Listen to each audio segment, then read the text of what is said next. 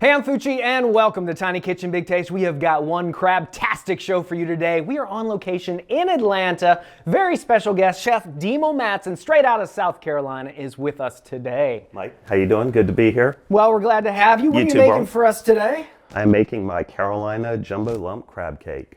Oh, you mean the $10,000 Food Network award-winning crab cake? That'd be the one. We are in for a real treat. Y'all ready? Let's bring it.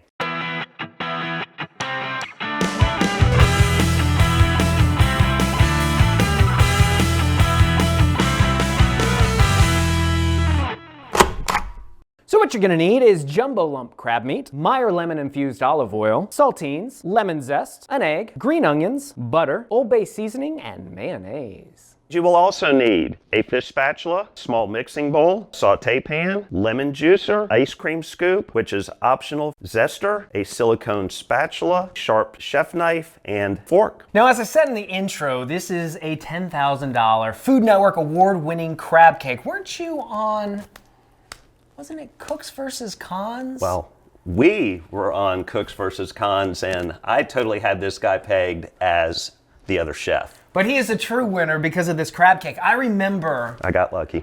No, I remember seeing this thing being presented. It was like angels flew it in. Oh, come on. I was like, I've got to have a bite of that crab cake. So You're about to. I'm excited to do this today. Now, what do you like most about food? I really like the fact that when everybody sits down to a meal, they put their phones down, they disconnect, and just for that brief moment of time in the day where everybody's around the table, you're engaged with your friends and your loved ones and not the internet.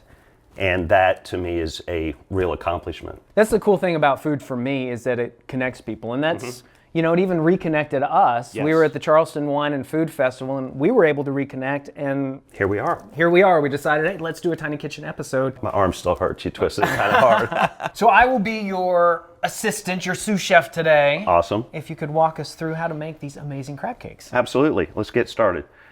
First, we're going to make the sauce, if you will, and we're going to use 1 heaping tablespoon of mayonnaise. We've got the zest and juice of 1 lemon. We're going to put 1 diced scallion in there, or Also known as green onions. Absolutely. So then we got a pinch of Old Bay seasoning. Now we're going to get this egg to crack.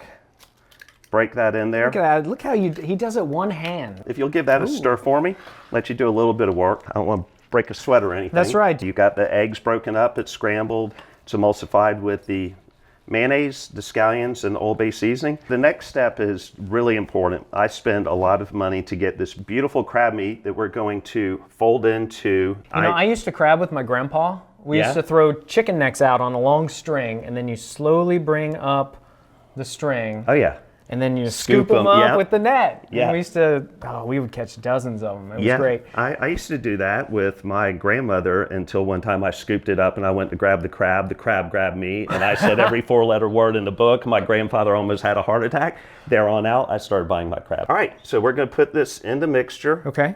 Now you don't wanna just attack this and start mixing it. You want to very gingerly just kind of fold it all together. You can see that I'm not aggressively mixing or breaking up the crab. It's all nice and evenly coated, but you can see how wet the mixture is.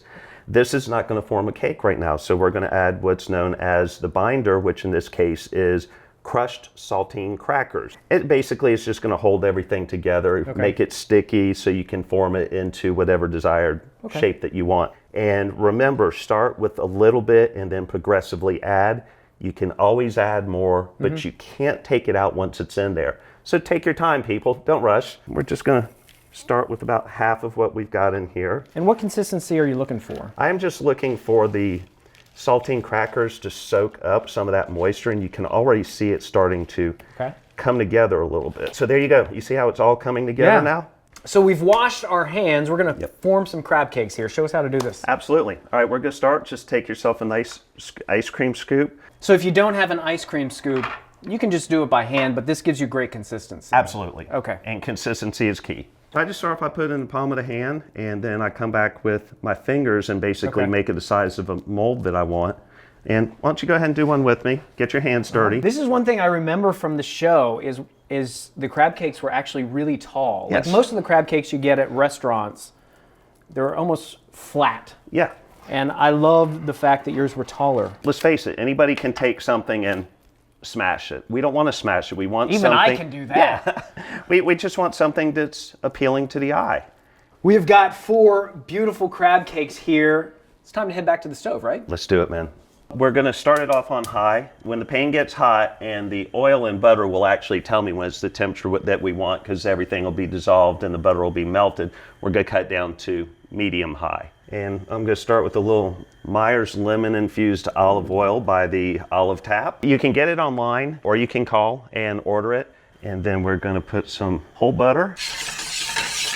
And you can feel this just got a nice steady heat over top. Yep. It's all dissolved. So we're going to just turn it down a little bit. And I always start at the 6 o'clock position and I work clockwise. Why do you do that? The reason is when I come back to flip them over to the other side to brown them, is I know exactly which one I put in first. So that's going to be the first one that I flip. As you work your way around the pan, each one gets the exact same amount of time. And how long do we cook it on each side? You know, we're really going to give it about a minute to a minute and a half. I'm just watching the edge of it. Okay. If you see right there, you can see it's just starting to get brown. Nice. The butter's talking to me. I'm not smelling any smoke. What's it saying? What's it saying? It's saying these are going to be good. So now that I've got them all in and I've got them all flipped over, I've gone ahead and turned the heat off. But you have residual heat in the pan that's going to continue to help brown them and cook them. At this point, it's throw them in the oven and come back 3 to 4 minutes later. So did you always know you wanted to be a private chef? I knew I wanted to cook. I didn't realize the extent of where I wanted to go with it.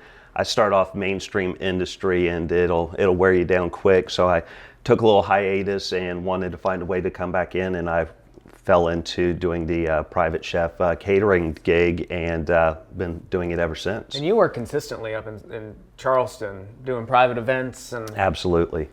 Yes, it's a busy town. There's always people coming in that found me online and just want to come in, want a great meal, and they give me a call and I show up at your house with everything I need. And we'll put all the links to Chef Demel down below in the notes, so check him out. You'll have a way to contact him for everything that you need. Nice.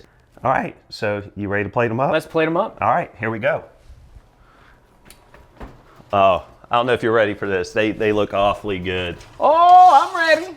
It smells so good. So what I'm going to do is I'm going to go out of the pan. Okay. I'm just going to briefly set them on a paper towel. Okay. Just to take a little bit of the extra oil and butter. Put them on the plate. Nothing fancy here. This is just I love it because it calls attention to really the star, which is the crab. That's right. You could put some sauce if you wanted to, but you could serve it just like this. So check this out. You just garnished it real simply with some lemon and green onion. Yeah, why not? I mean, we had it here in the kitchen already. And let's face it, we eat with our eyes before we eat with our taste buds and stomach. So if you can make it a little more visually appealing, do it. But to eat these, you've got to make these. A recipe for it's available on our website. You can also check us out at Facebook, Instagram, and Twitter. And when you try these, please let Chef Demel and I know about it in the comments below. And don't forget to subscribe. Until next time, I'm Fucci. I'm Demel Mattson. Reminding you that if we can make $10,000 Food Network award-winning crab cakes in a kitchen this not so tiny, you can make it in yours. We'll see you next time on Tiny Kitchen. Big taste. Audience, come in and give them a try too. They've been waiting patiently off screen. Absolutely, so patient. Y'all dig in, please. First bite, I'm nervous. She's overacting. They're not that good.